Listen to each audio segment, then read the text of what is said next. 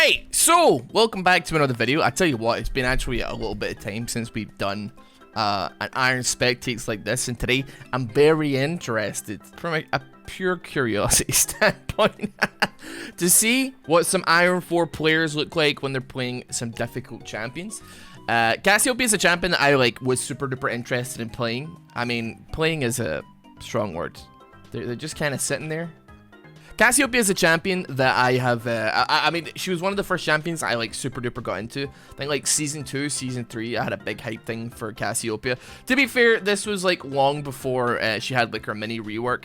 Her W was a bit different. It wasn't a grounding ability, it was just a pool that you dropped on the ground, and then if people walked into it, they got more poisoned than they were poisoned already. It just helped continue to keep the damage ticking away.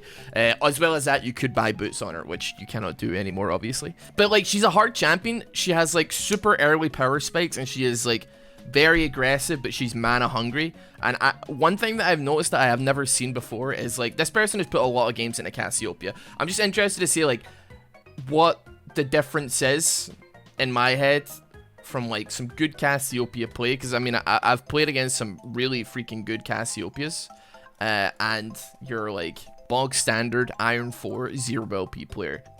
Definitely what is happening here. Right, so they invaded. Nocturne goes straight to blue. I would wager going straight to blue is the maneuver here. If not, fair enough. Honestly, and this is gonna sound maybe slightly patronizing, but honestly, I genuinely think that Iron 4 is not nearly as bad as people would believe. So I honestly think that if you're Iron these days, if you're playing back in Season 1 and 2 and 3, you were probably silver and gold. And I'm not even kidding. People were stinky back then. People were not good. Alright, Nocturne's lost his chance to go for that blue buff. Jack's just come back over the wall, going straight for it. Cassiopeia, wait, hold on a minute. Why she went Miasma second? She went W second, Miasma. She went Twin Fang first. She's got such a gigantic cooldown, and she has no mana now. That's a strange one. That is a strange one. We do have a gank coming on the top side though. Nocturne doesn't have fear though, which, oh wait, he leveled up off the minions, dude.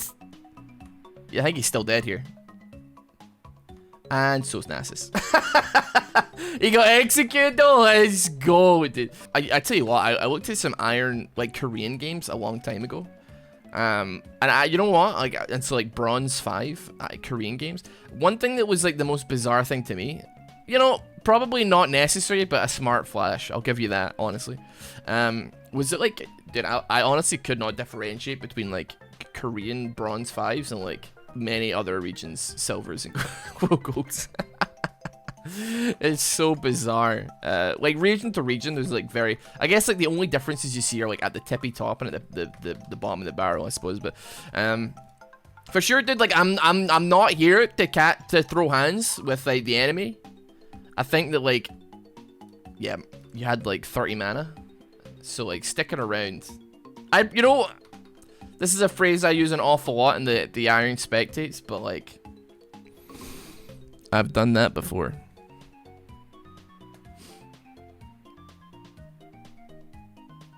What is happening? Oh my god, he actually did it!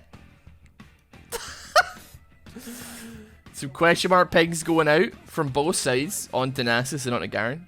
Akali roam level 4. I don't think she's going to be able to get much out of this though. Possibly a bit of a wasted roam, although she is going to back now. She only has 8 CS. We got roams happening already. First back hasn't hit. No tremendous power spikes on Akali where I'm yeah, that's totally worth it. Also, it's Garen. It's definitely not the easiest champion to run down. You drop a wither onto Garen. If the Garen's smart, he just uses his Q. He cleanses his slow from Nasus's wither, which he, obviously he's currently not doing, and he's tanking a lot of minions. But it's very possible. I think the average rank of the rest of this game, as far as it goes, is around the high iron to low bronze division. It's strange because you very, very rarely ever actually find a game where it's straight up just a bunch of iron players duking it out. Like back in the day, you watch like a bronze 5 game, and there's gonna be like 10 bronze 5 players in the game, because like the rank distribution is so much more, like there's a lot more to cover.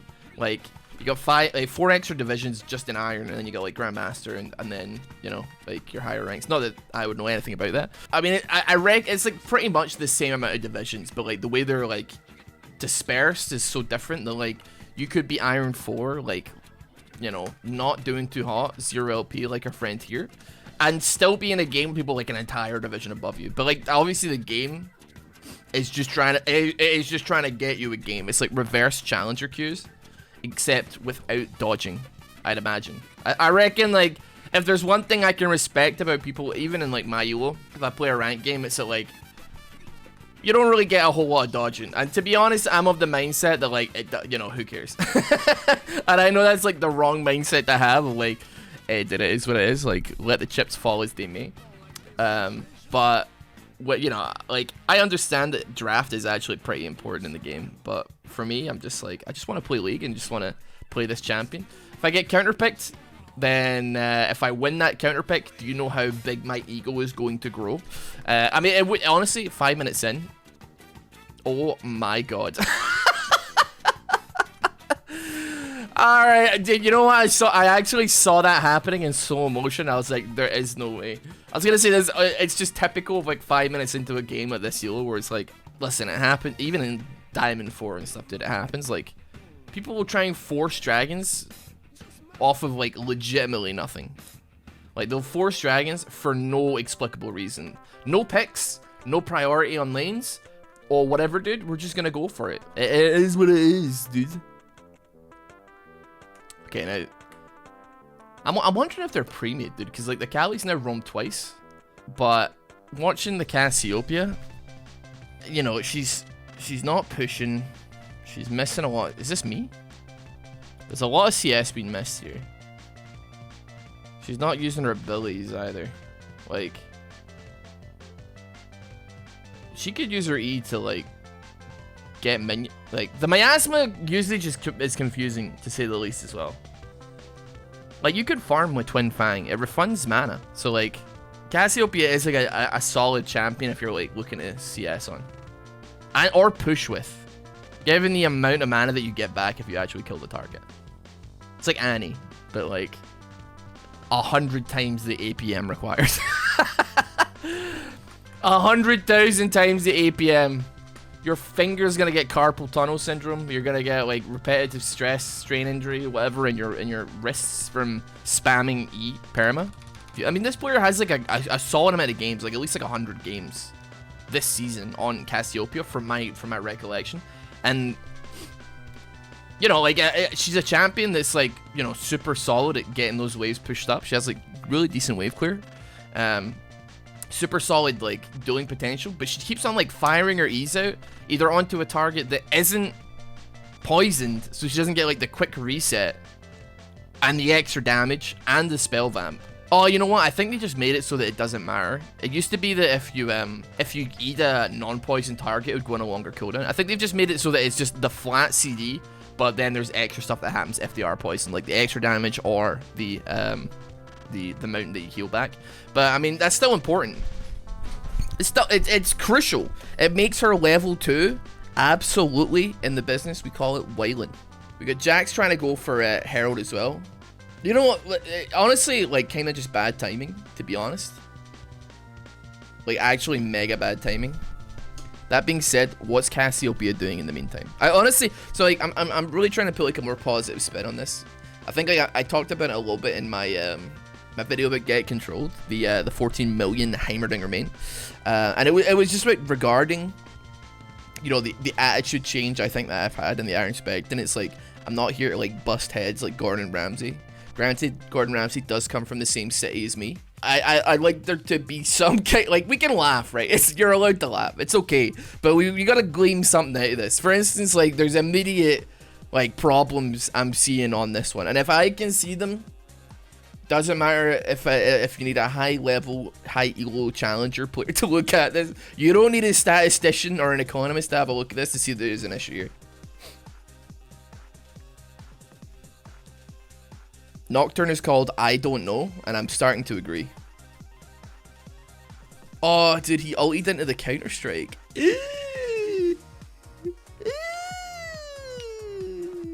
That's unlucky. Akali did TP in, though. Nasus is there as well. She's completely missed her E. Nasus also not rocking a tremendous amount of mana here to actually make something happen. You honestly just turn on the Garen. Garen's super dead. Just fight that. There we go.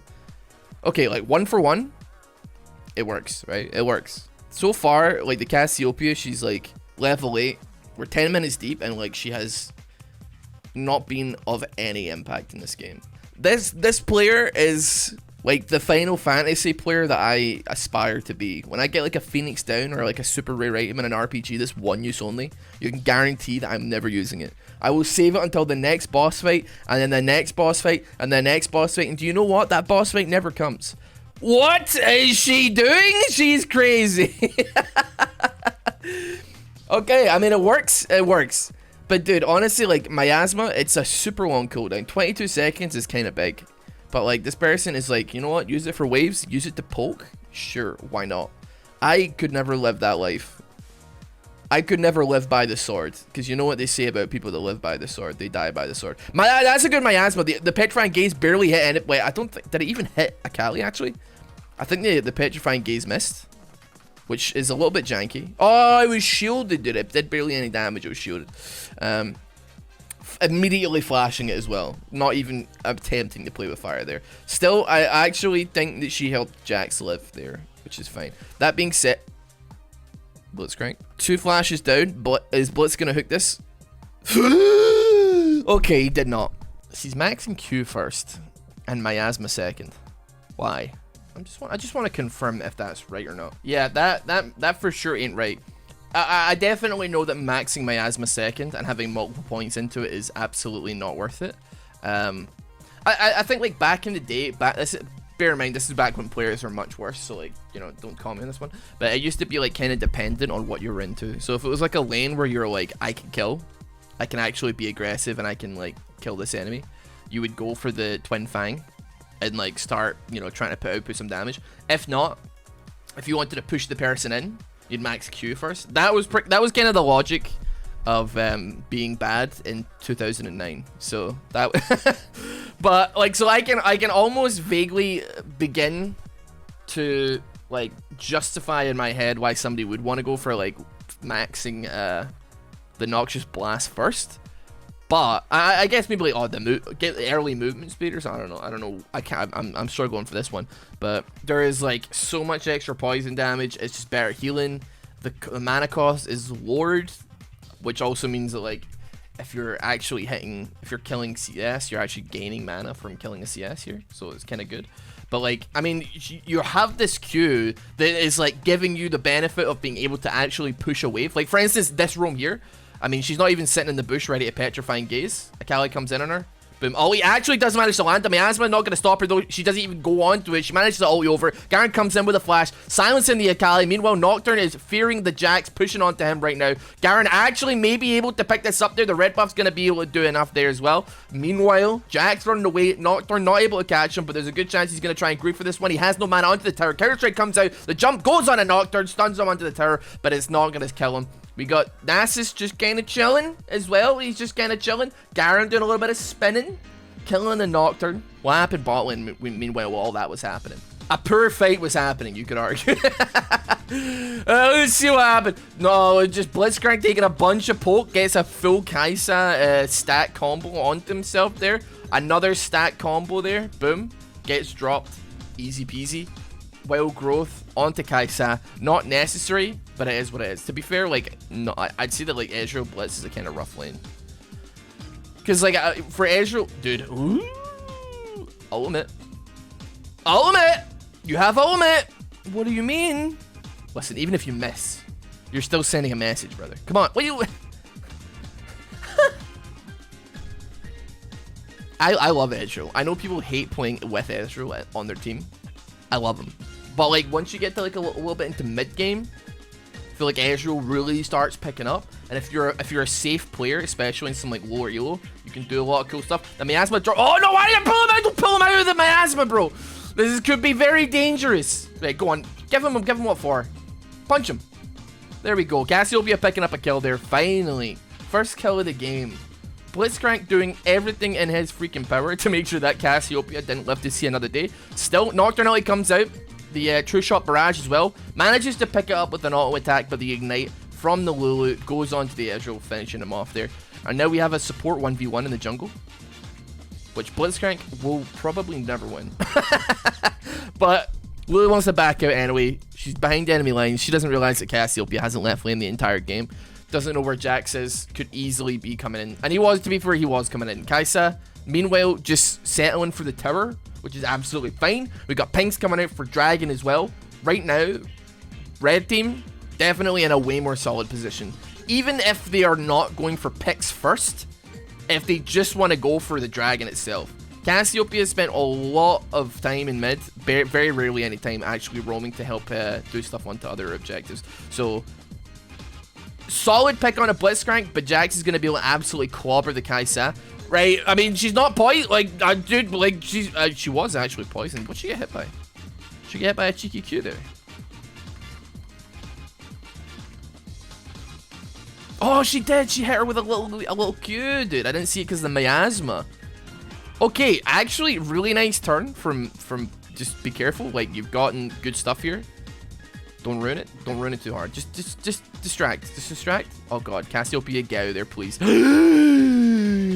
The flash, dude. Okay, you got Garen there now. You got Blitzcrank up and ready. He's coming. He's on his way. Jax really just Counter-Strike leapt over that wall into a ward. That's kind of wild. Garen though, he's sending it, dude. He has absolutely no interest. Meanwhile though, while I was not paying attention, I was busy following Garen gaming. Akali straight up just walks onto the Dragon. Pro belt, ulti, all attack, boom. Petrifying Gaze though. We got some Dragon damage coming out. Q, silence, Ezreal picking up the kill, saving the Garen ulti as well. We got Kai'Sa and Lulu coming in. They're going to be able to get the Dragon without any major problems here. That's good. Good stuff. Well played. You can't see the actual number of points, but you can see based on like the little white text, it tells you like what level it is, in case you're wondering. I'm not moving my webcam. I can't be bothered. But level 3, level 5, level 1, 2 points in that as well, which is obviously fine. But it's quite wild to me. We're like, you know, 18 minutes deep. We don't have a finished item yet. The farm on mid lane is really tragic. But, which, you know, given the fact that Akali has been roaming so much, I can forgive. I'm more concerned about the Cassiopeia's farm as opposed to Akali's. Like, I really think that there's plenty to punish, like even these roams here. Like, I mean, Garen is out of his mind, I'll be honest. Because I think we caught sight of those a little bit earlier on. We got Ollie down on Nocturne. He's not going to go. He's going to go for it, dude. He's great. Petrifying Gaze doesn't land onto anybody, though. Got the miasma. The Akali dives in onto the miasma. That's going to be an easy pickup for Nasus. He's so low mana, he's not going to be able to get the damage output out there. And the Demacian Injustice from the Garen finishing him off there. Bruh. That was a Nocturne just baiting his team, dude. That was rough stuff, dude. I don't think at any HP I would be comfortable as Nocturne diving onto a Jackson tower. Especially if I'm 3 and 8, right? Like, you know, the Jax is so squishy, like Dragon really gives him a run for his money. But at the same time, dude, I'm like, don't do it. The Counter-Strike is just going to absolutely ruin your life. To no avail. You know, it's good to see that Cassiopeia is actually moving around here a little bit. It's good to see her moving around a little bit. She's not exactly getting any CS here. She's got like 1 or 2 from that wave. Gotta be a little bit careful though. I think she actually she didn't manage to land the poison onto the Akali. Dude, the Mayat. I mean, if you're gonna walk on it, then I guess it is what it is. She finally got her Leandri's Torment as well. That might be a dead Akali though.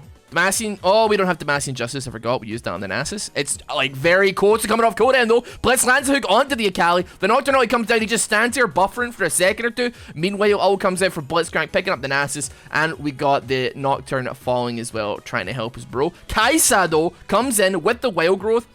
Despite that though, you know, you got Jax and a Garen, not exactly 2 men to be tussled with. And that's gonna be Lulu falling. That Garen super fed. Very strong. Got the Strike Breaker and the Dead Man's Plate, which is That's okay. Again, yeah, against this team, like, yeah, it's fine. Like, solid. Like, I mean, a lot of their damage coming out is like armor, like a little bit hybridy with Kaisa, but for the most part, yeah, it's pretty much all AD. He doesn't seem to care about the Akali in any way, bro. Oh, he doesn't have any mana. Okay, they're fighting it. Okay, they're just gonna fight it. I was gonna say let your guy, let your man leap to you, but he was too busy running. He didn't care. Stella! Possibly gigantic. Garen taking the 2v1. He's not in the clear yet though. The ulti from Akali cinches it. It's gonna be a freebie for them. And meanwhile on bot lane we got Cassiopeia, we got Ezreal trying to push this up. See, I'm telling you, solid damage off of the Ezreal. Not even got like Essence Reaver yet, so he hasn't got unlimited mana. But he has in fact got, he's got the mirror mana. He's got the Sheen. So like his Q is doing a lot of damage, especially Empowered Q doing solid damage there. I'll be honest, like I'm just like so. Oh, that didn't land onto any. Dude, the Cassiopeia. Whew, boy. That could have been like a gigantic ulti. Granted, Akali jumped right behind at the exact moment she dropped that onto Kaisa.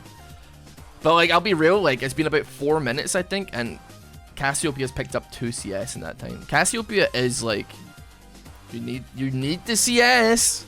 You need the farm. Cassiopeia is such a good Baron taker that I'm almost convinced this is a good idea. Like, it's a freaking shame that nobody is paying any attention to what's going on here, for sure. That's a free Baron. Like, that is absolutely humongous. Garen's gonna take the L for that one. He almost brings down the Nocturne though. Ezreal's gonna have to play a bit safer because he's gonna have Akali coming in hot, coming in thick and fast. He's got that movement speed boost from the Proto Belt as well. Everybody, honestly, just reset, get back to business. They're in a, that is like a gigantic Baron sneak there.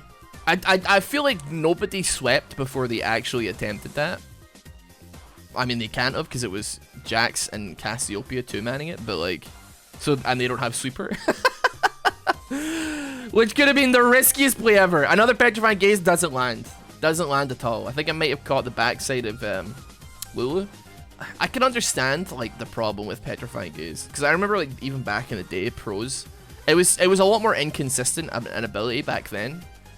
Sometimes if they were turned to the side, it would land. Sometimes it wouldn't. It really just depended.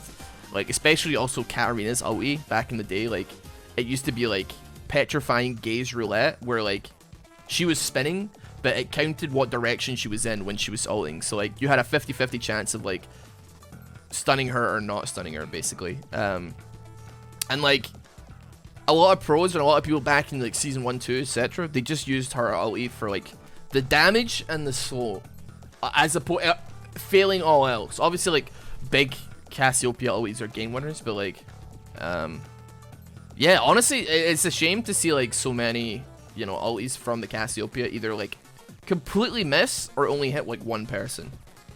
I was kind of hoping that somebody who's got like a solid amount of games like in this bracket might have like a better, like there's definitely potential to claim a Cassiopeia, I'd say, like especially like in the lower brackets, if you have like, you know, the knowledge to wield a bit of a higher skill cap champion than normal, right? She's not easy, like don't get me wrong, like she is not an easy champion to learn. But like you gotta give yourself like all the advantages you can, right? So like E is your first max. By not doing that, you're kind of like nerfing your damage pretty hard. Miasma, yeah, I know you've half the cooldown on it, but like, bro, like come on.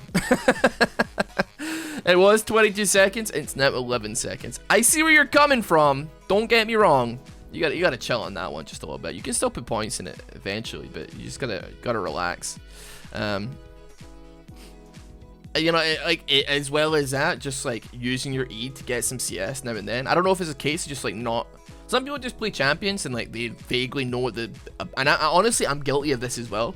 They like kind of know what the ability does, but they don't know like the nuances of it necessarily. Just like have a read of the abilities, and I guarantee like you're going places. Not to like LCS or like LEC, but you're going places for sure. Another one bites the dust. Right, ulti comes out from Nocturne. Oh, that was actually a nice little leap. Didn't go onto the Nocturne there. Jax counter-strike weapon onto the Lulu after she burst Wild Growth, and Nocturne dropped the Paranoia onto Jax's head. Garen In the meantime, managing to zone the Kaisa completely out of this fight. Demacian Justice drops onto the Nasus, killing him where he stands. Akali kind of forced to go in on this one, and it's a 5v1. Kaisa left on her own, gets picked up by the True Shot Barrage as well. I actually think that Miasma might have actually done a number on that Akali. I think she like leapt into it. Honestly, I'm gonna say this game's probably over at this point. I don't think there's gonna be any way they can come back. Obviously, Lulu's coming up soon. Nocturne's coming up soon. It's not gonna be good enough.